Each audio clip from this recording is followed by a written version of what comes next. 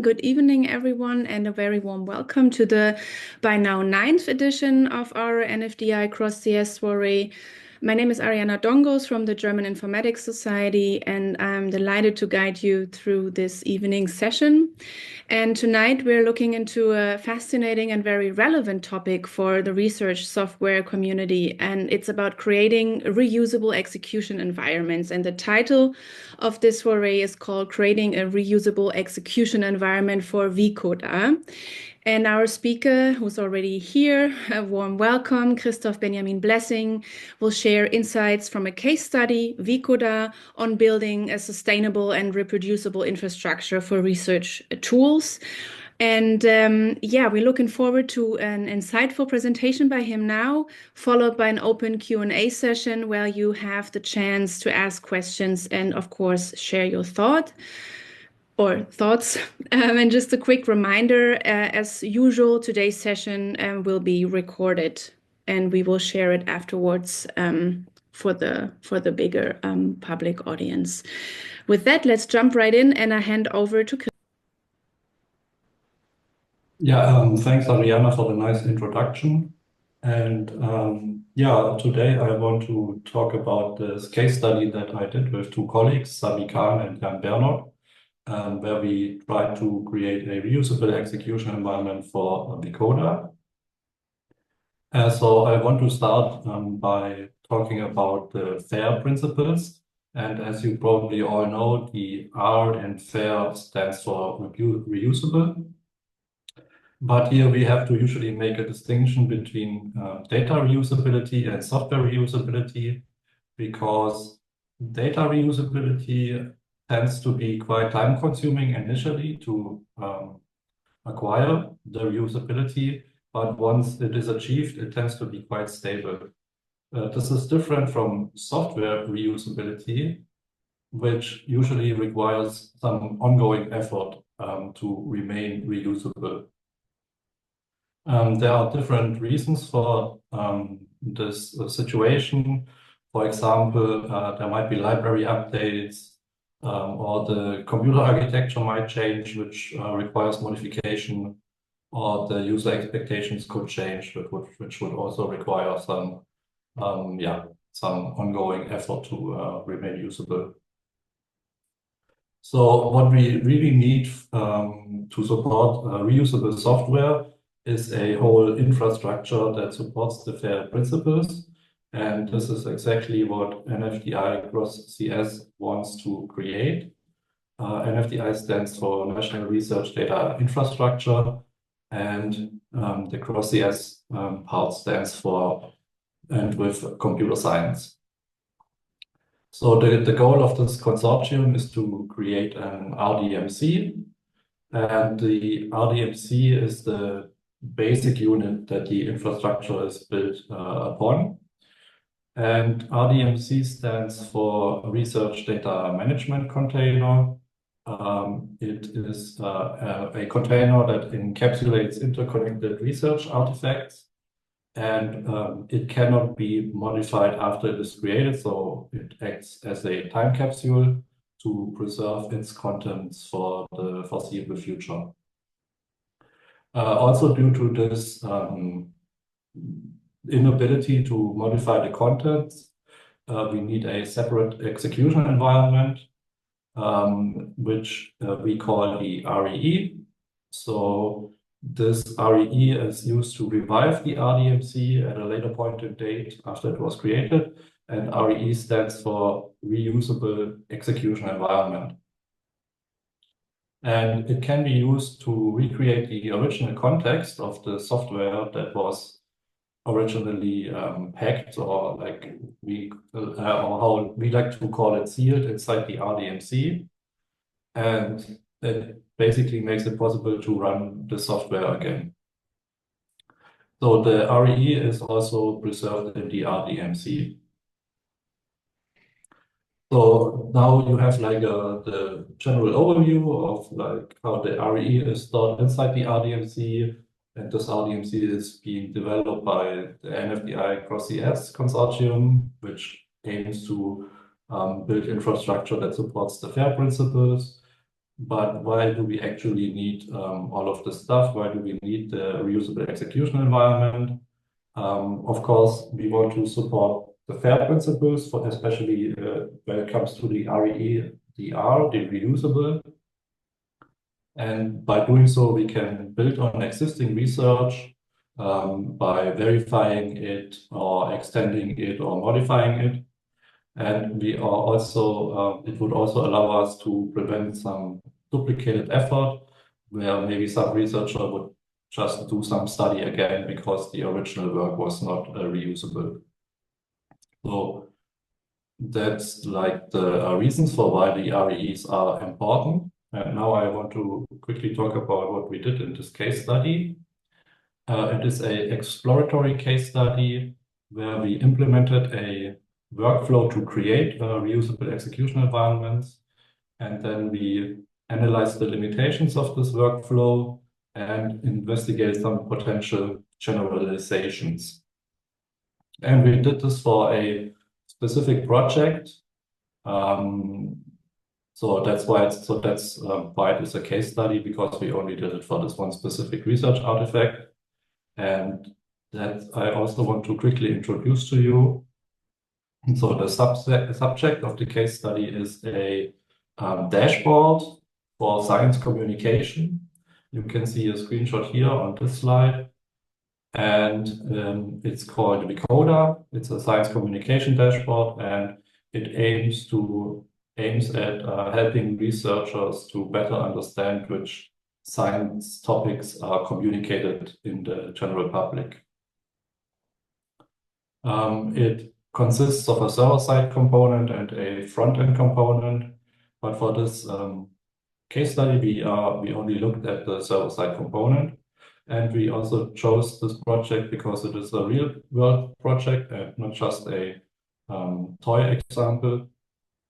And also another benefit was that we were in contact with the author, which is also part of NFDIxCS, and so we could get some feedback from him.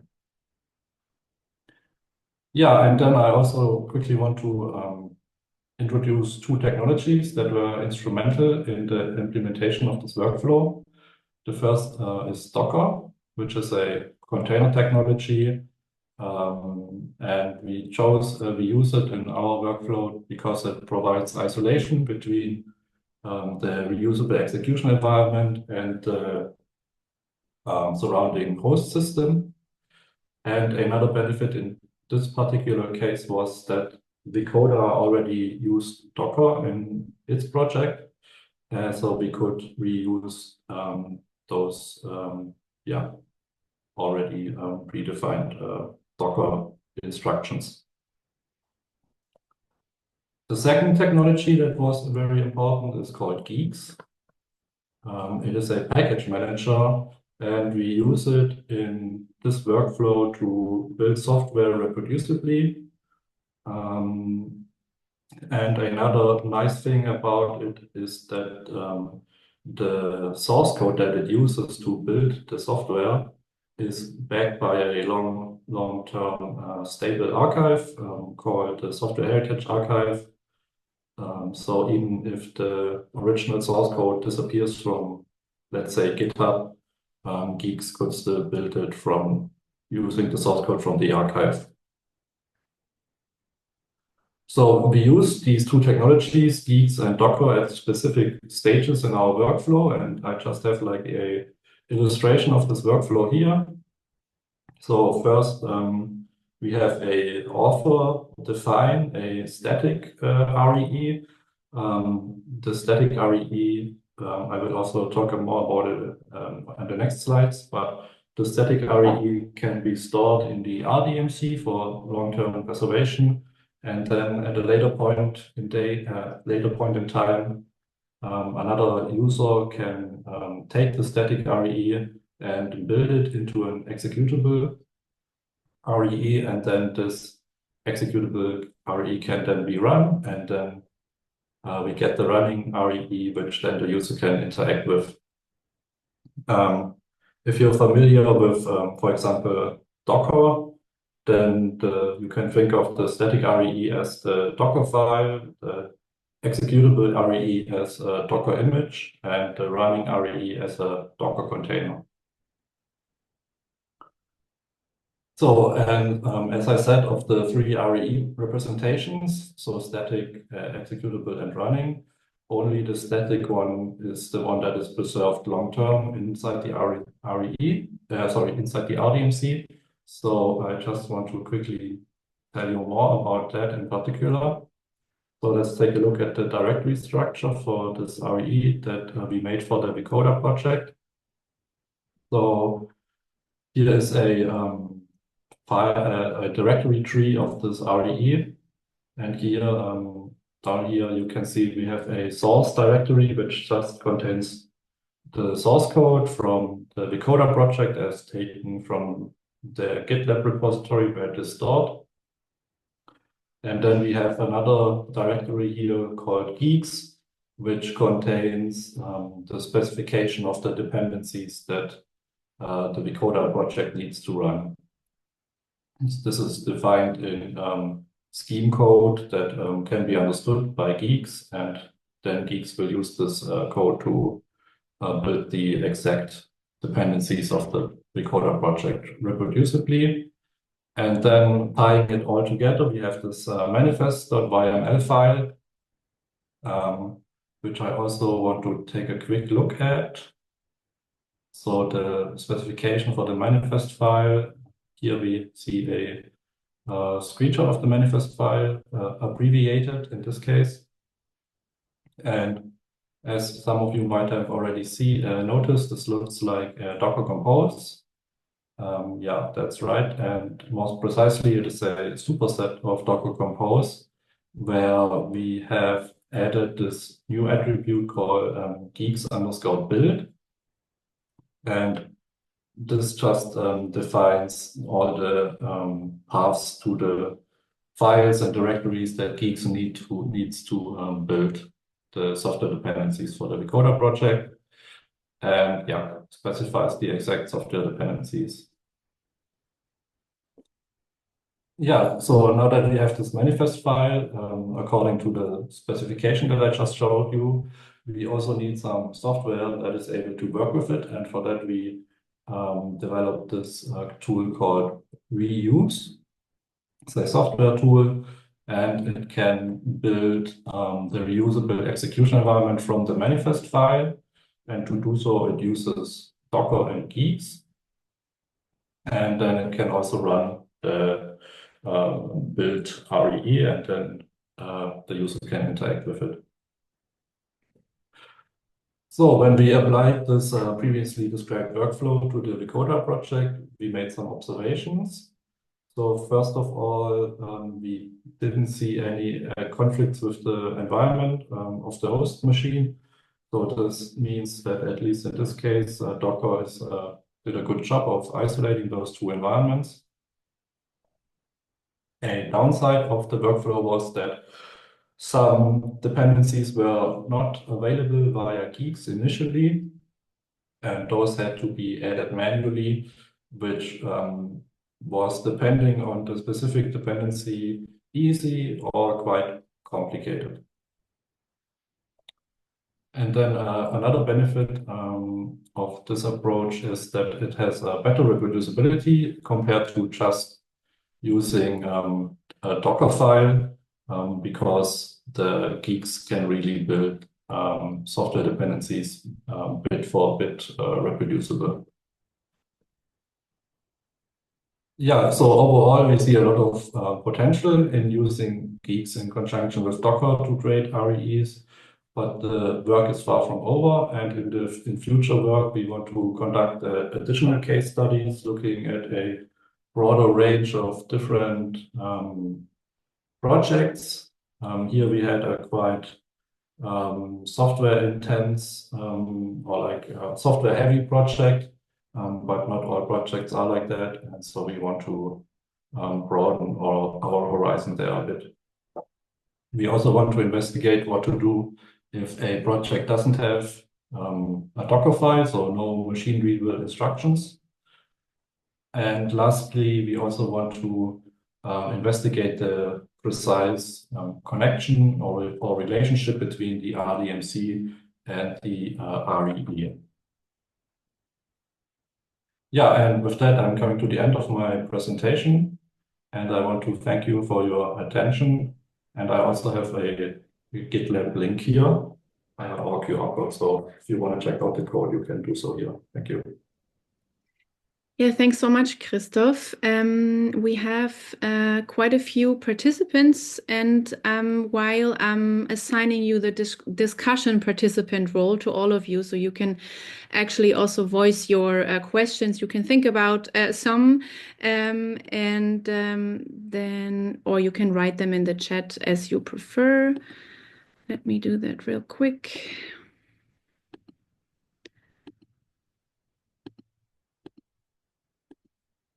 Some don't want that, which is fine.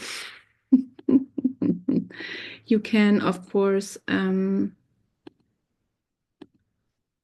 also let me know if you want to speak and raise your hand.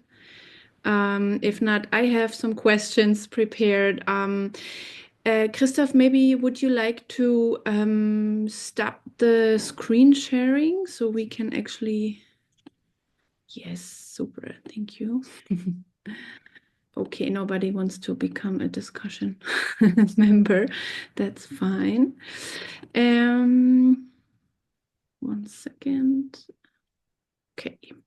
So for people who are not that deep into researching what you're or into your kind of work, could you explain maybe again in simple terms why reusable execution environments are helpful for researchers, or why you think they are helpful for researchers?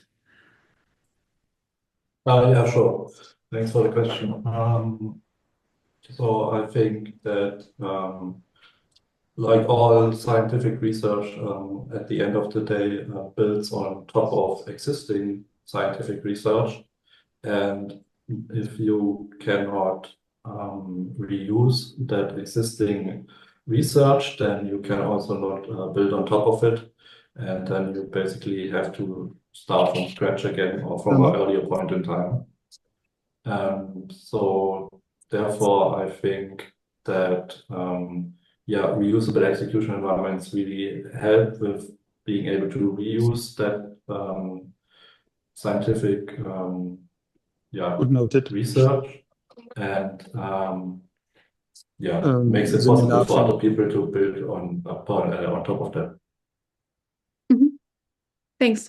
Michael, Michael, you were just unmuted. Did you want to ask a question? If not, please feel free to unmute yourself again. I just muted you now because, yeah, it was a bit of a noise there.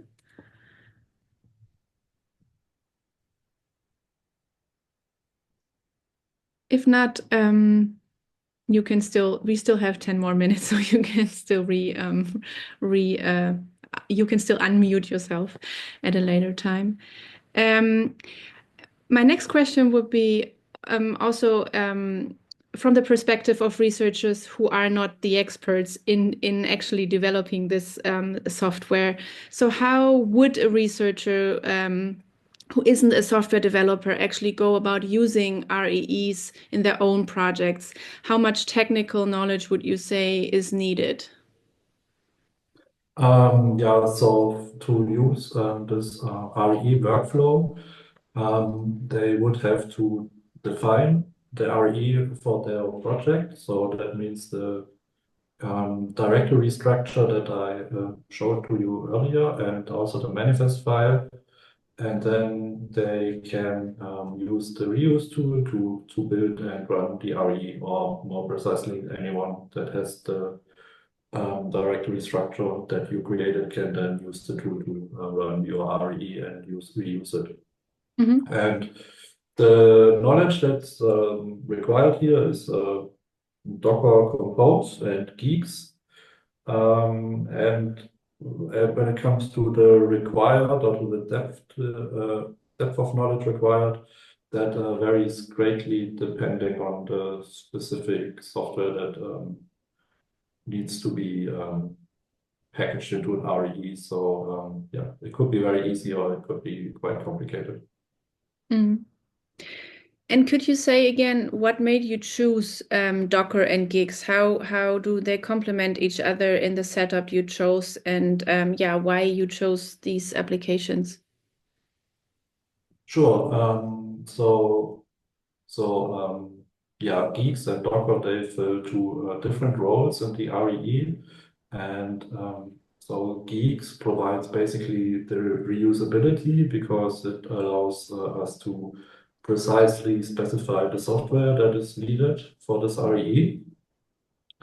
And then you basically have your software specified, but now you also need some environment to run it in, and that's where Docker comes in. And Docker basically, yeah, provides the execution environment for the software that is specified using Guix. Mm-hmm. I don't know, Christoph, if you saw Michael's question, who was asking something similar, right? He said, is it possible to discuss the choice of Guix as a system to support the REE? I think you kind of like answered that, or do you want to add anything that you think could be interesting for the conversation here? Yes, um, that's a good question. So why Guix specifically? First of all, it's a package manager that allows you to define software very precisely using code. So and if you then build the software using the specification, you will often get bit for bit the same output. And the only two systems or package managers that I'm aware of that can do this are Nix and Guix.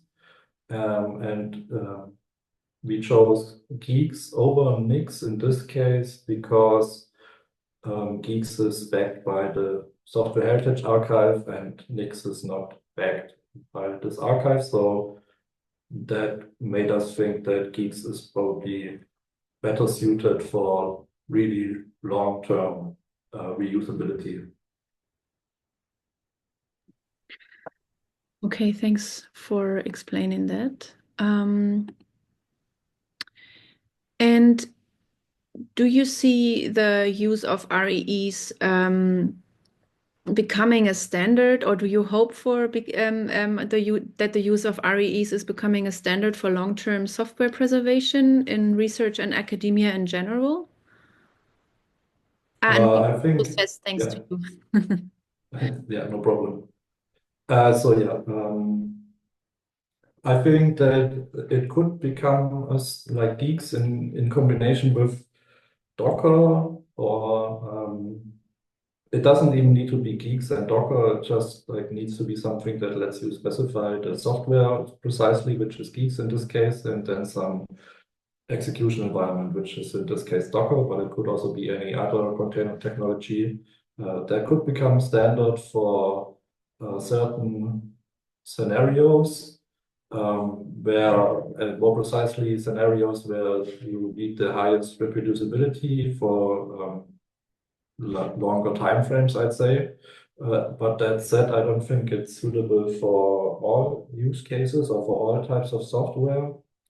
For example, I already know that in the high performance computing community, Docker is not, or container technology is not widely used. So it is probably not suitable for that. And it might also not be suitable for all users because it has a relatively high complexity. But I also think you need this complexity if you want the highest reproducibility. But again, not all users might need that or want that. Mm-hmm. Yeah, thank you. To the audience, if you have any other questions, of course, feel free to type it in the chat bar.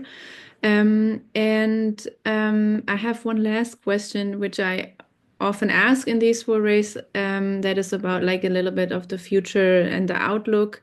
What do you think are like biggest obstacles to a wider adoption of REEs in academic research environments? And where do you see like the most potential for it? I think the biggest obstacle with like REEs, but also with reusability or making software reusable or scientific research in general, is that there seems to be a bit of incorrect incentives going on where the researchers are not incentivized to make their research reproducible. That's I think it's a cultural problem where it's more important or more incentivized to publish fast, and producing reproducible research is not that incentivized, and I think that's probably the biggest obstacle, and also probably the hardest to fix. And where you see like the biggest potential, or like in an ideal world, how would you like to see REEs being used as like a standard, or what is the brighter outlook? Yeah, I think if everyone would just use REEs to do their research and publish it somewhere in maybe like on a website where other people can easily find it and download it and look at it, interact with it, verify it, and then also extend it to their own research on top of that, and then publish that again. And that is, I think, the goal here. Yeah, so the idea of the reusability to actually be put in practice. Yeah.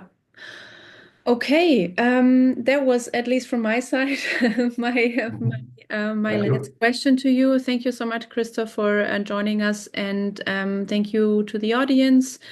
And please feel free to check our newsletter or our website for the upcoming soirees covering the different task areas and their respective work fields. And I look forward to meeting you soon, and I wish you a pleasant evening, everyone. Goodbye. Thank you to you as well. Goodbye. Thank you. Goodbye.